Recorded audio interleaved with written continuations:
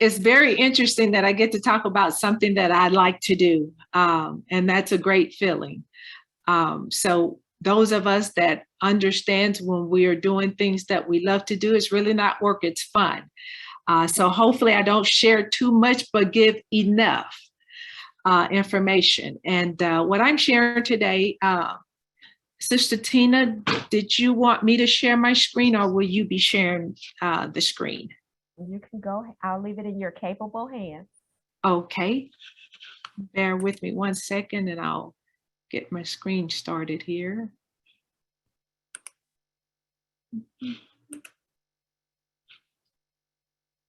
Very good.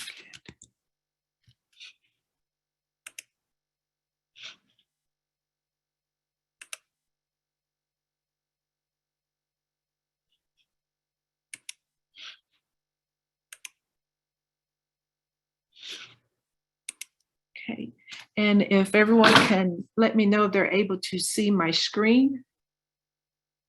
Okay, I see a thumbs up. Thank you so much, Sister Mason. So today I'm going to share information regarding protecting our carbon footprint. Just to give everyone a little insight on me, I work in the technical field for a company based out of Omaha, Nebraska, and it's ACI worldwide. And I'm responsible for managing and supporting our 300 customer plus worldwide. We are an application development company for online transaction processing. So in short terms, that is customers who are attempting to process transaction requests.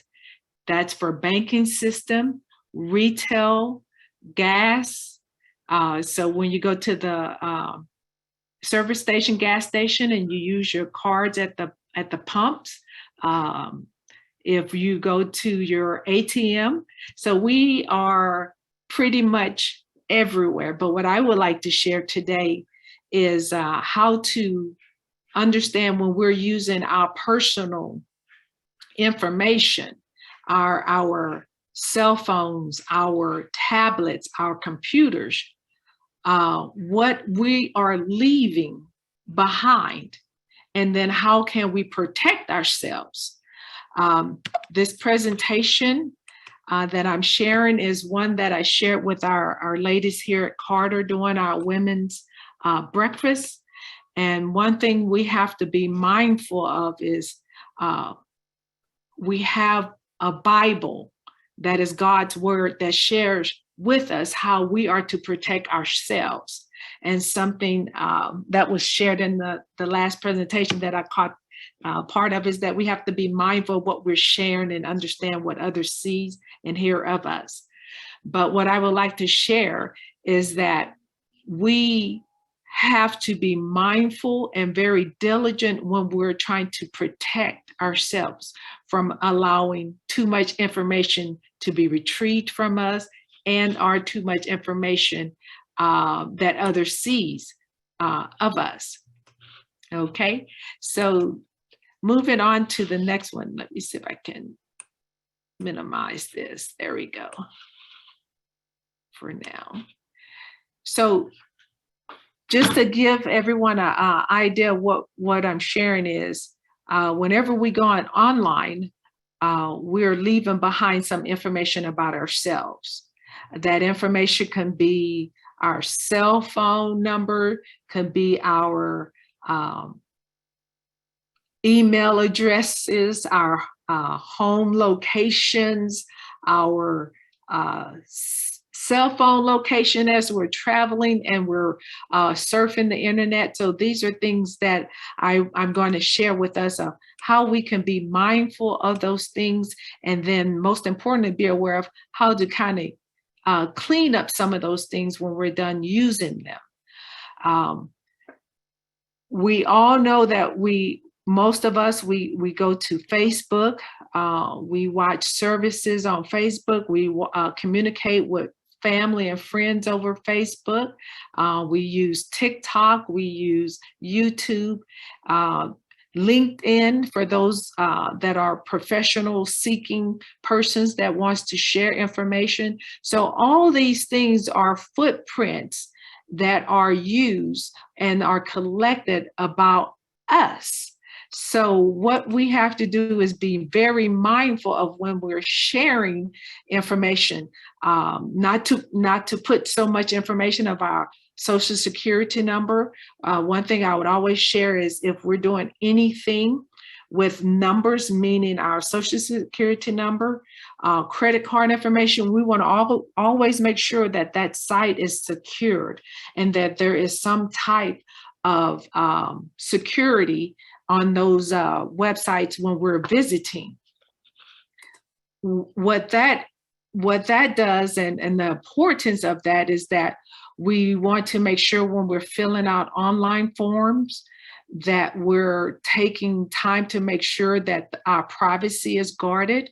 Some things that we can do personally is that if a site always asks for cookies, that's a red light, or sometimes a yellow flag, that we want to be mindful that they can collect the information that we're sharing and then use it to sell to other entities or other parties or third parties, as we call them.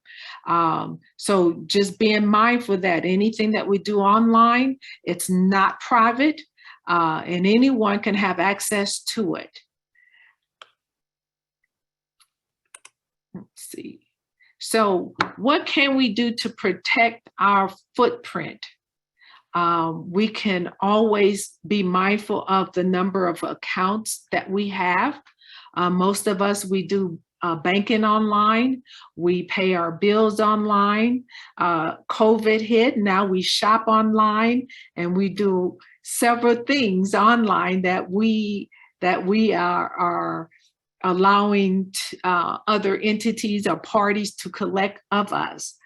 So what we want to be mindful of is how many accounts that we have. If it's secured with passwords, we want to make sure that it's always secured with password information, and that we're just not going in and putting information and purchasing items and without password protection. 2, go back and delete or deactivate accounts that we're not actively using. One thing that we want to always be mindful of, if we're no longer on Fingerhut, we don't shop on Fingerhut, or we're not using any of those other Macy's or anything that we've done online and we're not using those accounts, always search those and deactivate those accounts, or actually remove your information so that it's no longer available. One thing I like to do at least twice a year, if not 3 times a year, I go to Google and I do a search. We would be very surprised of what we find when we just type our name in Google search, of how much information that will be seen about ourselves. If you've not done that, I would suggest everyone to go to google.com, and the first thing there is a search bar, and you can just type your name. And one thing that it would share information of where you live, where you've lived in the past, and those persons that have shared the same location, address information that you shared. And it's very impressive. So those are one ways and steps that you can use to go and backtrack to remove information that is no longer current. That's how we can remove some of our door being open to public information and being shared. Managing our privacy settings. Google, which is now the last 2 weeks, is very interesting that there's a commercial out about Google watching over your shoulder. Well, yes, Google is watching over your shoulder, but also Google also gives us a lot of information of where we can kind of lock ourselves down and not have that access of entering information, and we're surfing, and a pop-up will come up, and some of us click on it, some of us may not. But Google will let you know right then and there that it's not a secured site or one that's recommended. Whereas if you're on the standard internet through Windows, sometimes that is not as secure, but it allows more information to come into you just as much as information goes out from you from there. So you have to always be mindful that when we're surfing, as it's called, the internet, that we have our privacy settings set. One thing I also do is when I use Facebook, I don't stay logged on to Facebook, I sign out. If I do Zoom, I may leave it up and running, but majority of the time I log out, because anytime that we keep those things open, there is a better opportunity of someone getting to our information. Even cleaning our browsers on a monthly basis. We use Zoom. Some of us, during the pandemic, we went online to pay our tithes and offering. We went online to watch service. So we have to be mindful that a lot of that information is stored in caching. And I'll share how we can clean our browsers to make sure that a lot of information is not stored out there.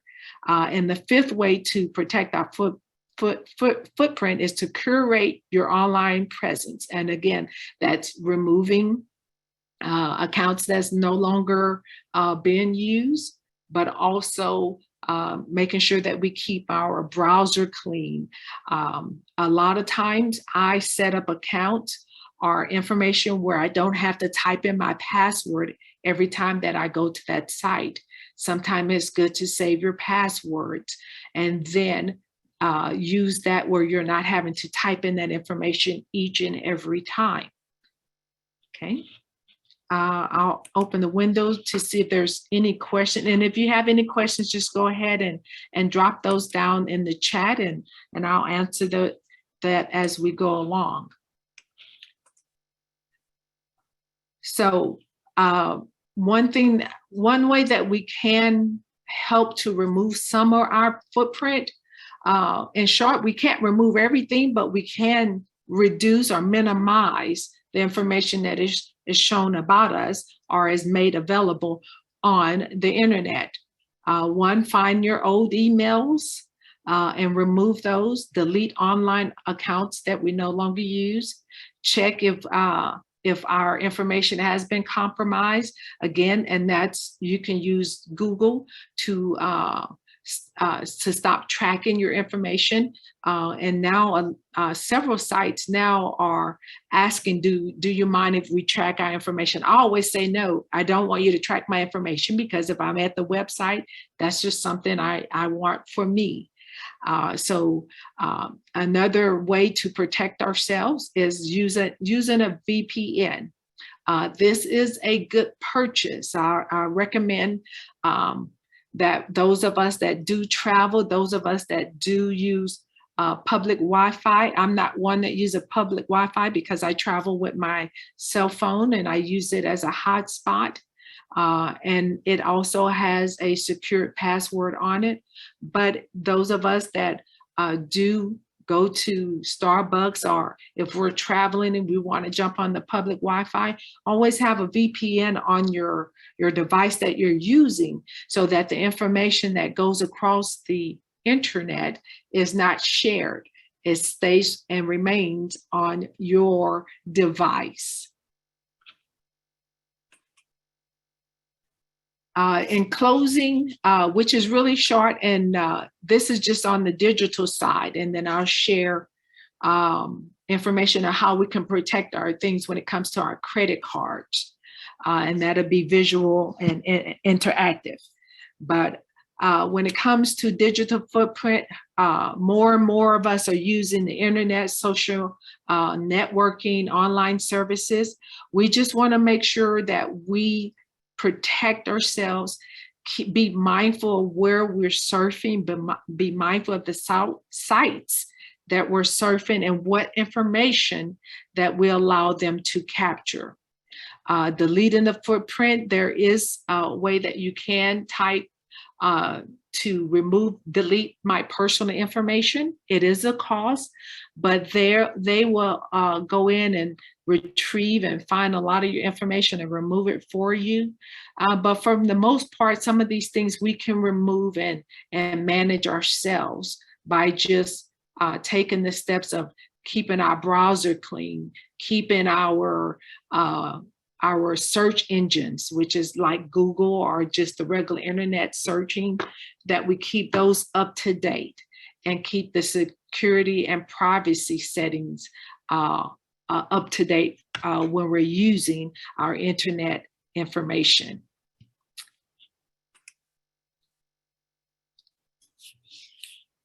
Let's see, let's check.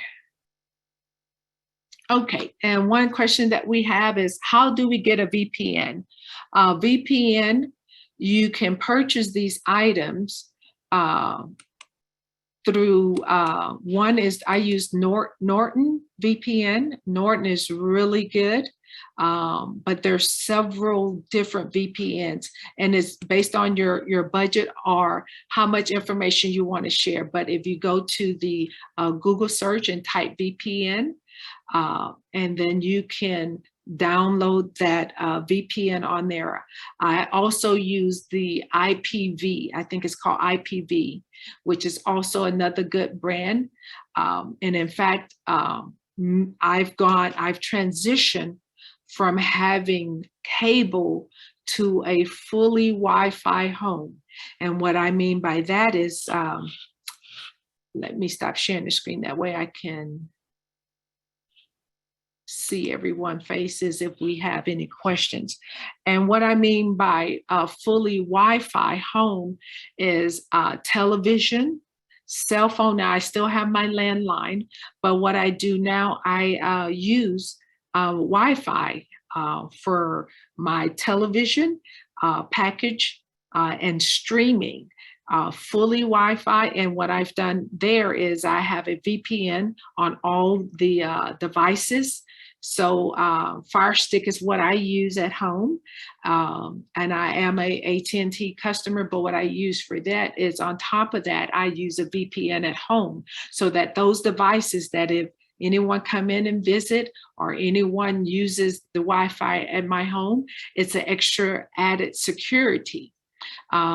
When I'm streaming, all the televisions are on 5G. But when you come in and you have your cell phones or your laptops, I use the 2G to separate those so that that information is not congested. But now that we have fiber network, it doesn't matter if everything is on 5G. It's just a matter of how much information and traffic you want to share with the outside world that you have coming into and out of your home. So on top of the internet, I've changed my personal given access password to one that I know that I have set for myself, so that no one, even AT&T, now they can connect to the box, but guess what? I have to give them that information and grant them the access to my box. So again, those are things that we can do at home and personally to protect ourselves. Are there any other questions? That's a good question. I think that was Sister Hattie. Thank you so much. Before we jump into the credit card, my favorite. Okay, now if there's no questions on networking and home, oh, one thing I forgot to share. So for us that wants to clean our browsers, when we go into Google, let me share my screen real quick and I'll do a quick walkthrough of how we can clear our information on our browser. So when we want to clean our information on our browsers, our laptops, our desktop, we have options. There's 3 buttons that we can click on. It's something I learned from Saturday's district meeting, is that not everyone is technically savvy when we say hover and click. So what you want to do is when you're in your browser, you want to go to the far right. And most browsers, whether it's Google or just the regular internet, they will have 3 buttons that you can click on. Once you left click using your mouse or your tablet, click on it. We have information of history in which we can see everything of what we recently done. So we don't want to continue to let that build up. We want to go down to our more tools and clear browsing data. Here we can see that we have our browsing history. Our cookies are always saved and stored in these sites that we had. Cache information, what that is any pictures or any sites that you've gone to and information is stored there.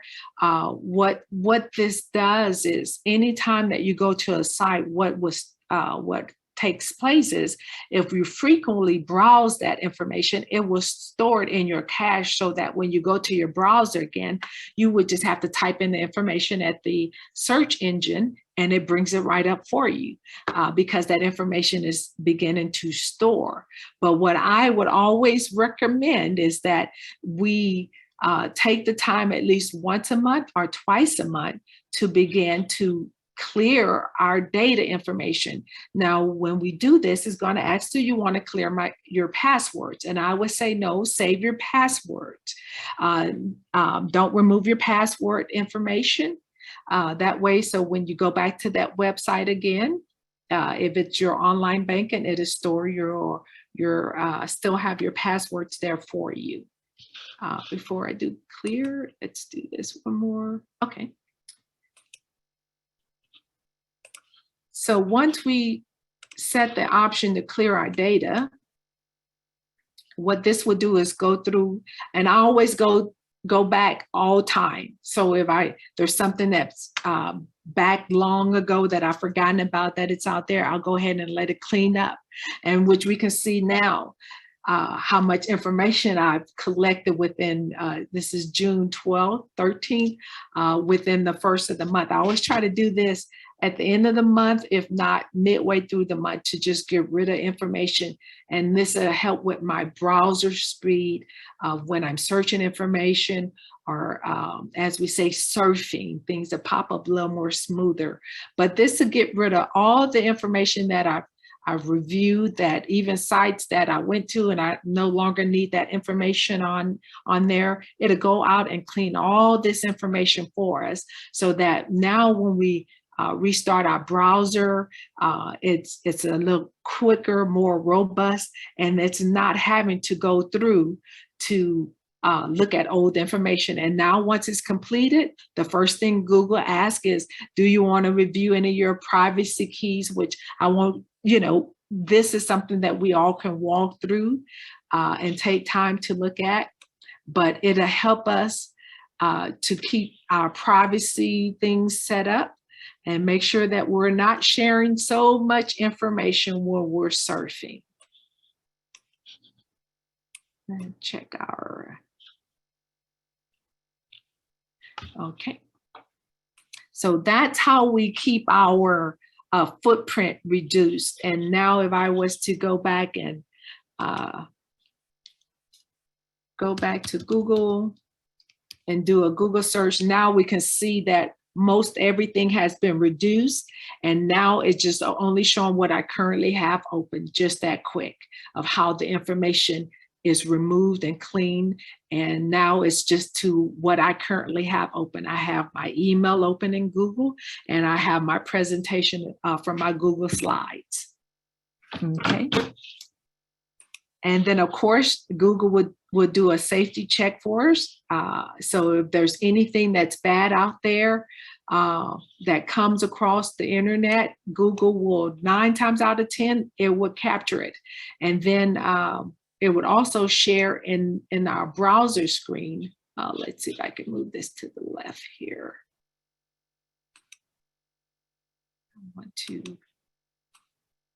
There we go. So once we start surfing, if we go to different websites, Google will have a icon here to let us know when it's not a good site and things of that nature. So that's pretty much our sharing with our footprint and information on how we can keep ourselves safe from the outside world when we're using our personal laptops and desktop of those things. Now we'll move on to our credit card. When it comes to our credit cards, I always share the information of never use our PINs except on ATMs.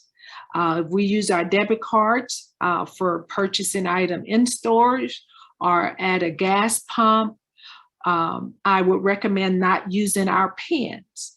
When it comes to our PINs, our 4-digit PINs on our credit cards and debit cards, those things, when we enter that information in that device, it streams across their network and it is stored. I'm also a firm believer that when I'm using my cell phone, I don't use it for any banking system unless I'm on a VPN. There's a difference between network traffic and our cellular data trafficking. When it comes to cellular data traffic, that information is not encrypted. It directly goes across the networks as is. So we want to be mindful when we're using our tablets and our cell phones for banking systems. We want to make sure that we're always on a secured Wi-Fi. The other cheat, let's see, we're at 30 after. Okay, moving pretty good. If I'm going too fast, just let me know. The other thing I recommend to us, ladies especially, we travel with our purses and we have credit cards and our wallets and all our other things, but also for our men. I am a firm believer, and most of us will, most of our church members will let you know, Sister Twine, you see me in hand. You may see me with a sling bag and my keys in hand, but most importantly, I have my cell phone. What I will share with you and working 30 plus years in the industry of online transaction processing, our US citizens and our processing is, at this time, we're finally catching up with the other world globally. Globally, customers have been using cell phone and contactless. That means when we go to the store, and I'll grab this here, when we use our cell phones, when we use our credit cards and things of that nature, they've not for the past, since 2020, since 2000, not having to swipe the card information. They've been able to use something that's called a contactless, this little tag here on credit cards now, that we now here in the States have been seeing for the last 10 years. But really 22 years ago, our European and international customers has had this, and it's called contactless. What this does is allow the user of the credit card to just tap that EFT device, and it captures the information from their card. The difference between that is when we swipe the card, there's the track information that goes along on that card information. Whereas when we tap it, it uses encrypted information. What I recommend now is that we use our cellular devices as our contactless. This is more, when I say more secured than using the card and swiping, is that when this card is stored in our wallet, and every phone, every carrier has it. It's called a wallet, that you would screenshot your card, and then you would give the permission to store your card on your phone. This is the reason why this is more secured, is because each card that is stored on your wallet, it has a token, and that's a TOKEN number, a token number. It doesn't have the real number. It has a token that is stored with your card information, whereas you're not having to utilize your track or your true card information. And most of the time now, when you select which card that you want to use at that EFT device, you just tap one or place your card, your cell phone over that device, and it captures that card information. And there's two things that's going to happen. It's going to ask, do you want to use it as a credit card or a debit? I always choose credit. And once you do that, it'll ask, it'll say processing your information, and 9 times out of 10, it's not going to ask for a PIN. It's not going to ask for a signature, because if I have my cell phone and I'm using it with my token, it knows that it's me that's using it. So I would always recommend using this, your cell phone, when we're out purchasing items. And there's EFT. I use it here at church when I'm doing tithes and offering. I scan it right over our EFT machine, and it takes my information. And most of the time, there's no issues, and it'll log anytime that your information is used. What I love about your wallet, all your information is right there of where you last shopped. All that information is stored. And guess what? You don't have to have the receipt, because the receipt is there for you. So if you have a question, let's check out our questions. How safe is the wallet? The wallet is very safe, because what it does is, as I shared, it stores a token of your card information on it, not the full card.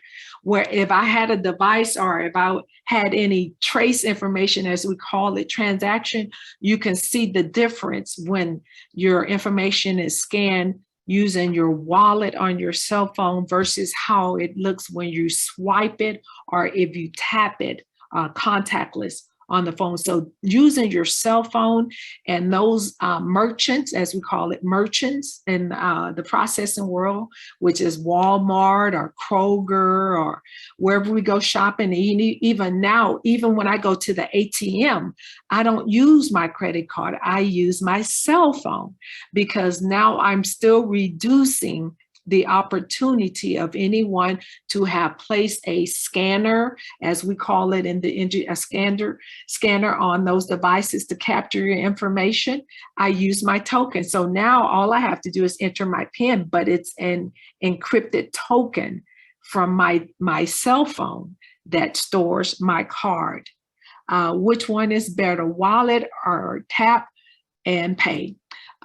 When it comes to the wallet, remember, it's going to be either, I would say you can use either when it comes to, if you don't have your card on your cell phone, I would recommend tapping. Nowadays, you can tell how old the devices are.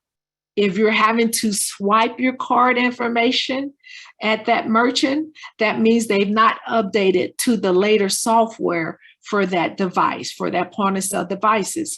Because now when you're using your cards and the merchant at the register says it's a credit card, or you're going to use a card, there's 3 options that it's going to show. It's going to show a little circle with the card over it that shows contactless, or it's going to say tap.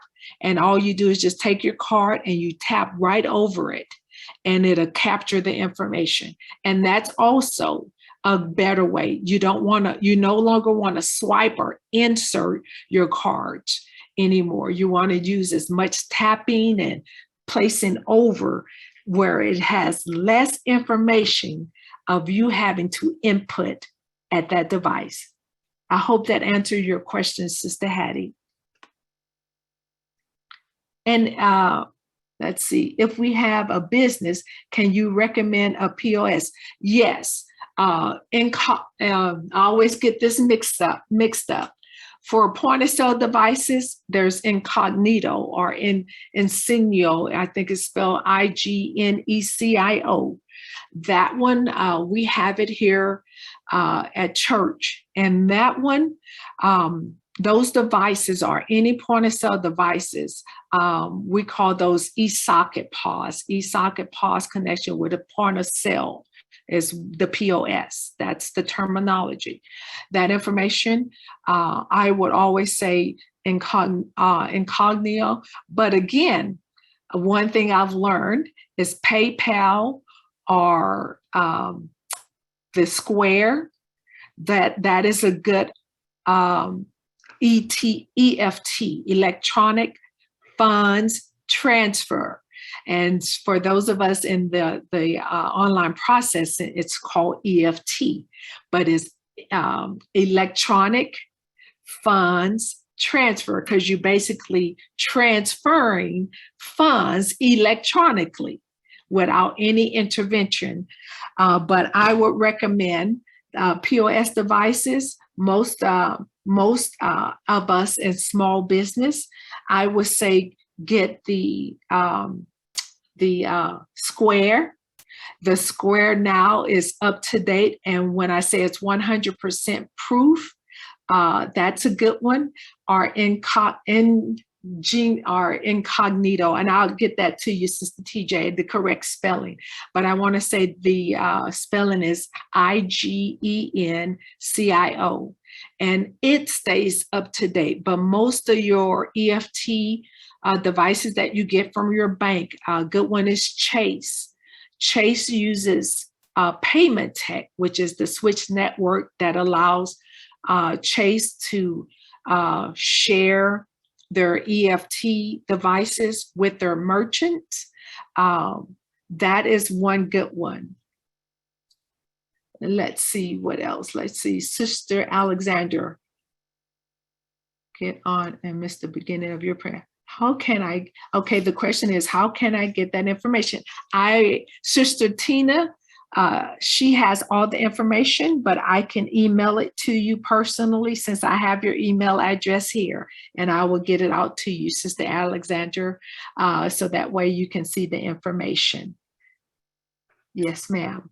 But any question anyone has regarding credit card and how to stay safe, using our credit card, again, just some short tips.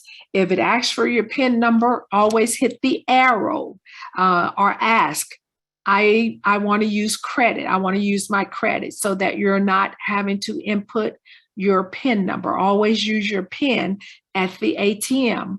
But nowadays, always use your card as a tap or insert.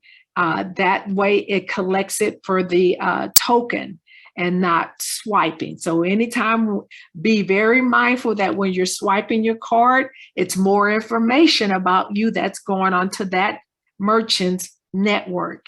And then we're at their hands of making sure our information is secured. Again, there's VPNs. Those of us that are savvy on the internet, if you go to google.com, go to the search engine and type VPN, it'll give you all the VPNs that are available. But I use IPV, which is a personal VPN, and it's just one that you can download the app. You purchase it and you download it on all your devices, your cell phones, tablets, hot sticks or fire sticks, because I use fire sticks. I have fire sticks that allows you to download all your software apps that you want to use at home and things of that nature. But if there's anything I can share, again, I'll be again tomorrow and I'll share this information as well. But that's what I wanted to share today, and look like we're perfectly on time and everyone can have some time to regroup and get some coffee and snack and those things. But if there's any questions, feel free to reach out to me. And again, I want to thank Pastor for sharing, and those of us. I do want to share my little shirt. I do have my leadership training on. Yes, ma'am.